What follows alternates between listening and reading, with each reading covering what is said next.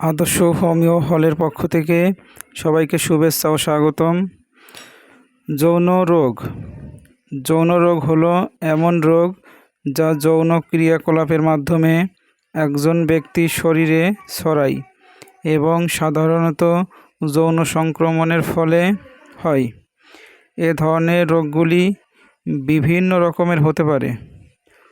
যৌন সংক্রমণ রোগ STI বা STD, যেমন গনোরিয়া, সিফিলিস, ক্লামিডিয়া এবং human papilloma virus, HPV infection, hepatitis B এবং সি, যা লিভারের ইনফেকশন সৃষ্টি করতে পারে।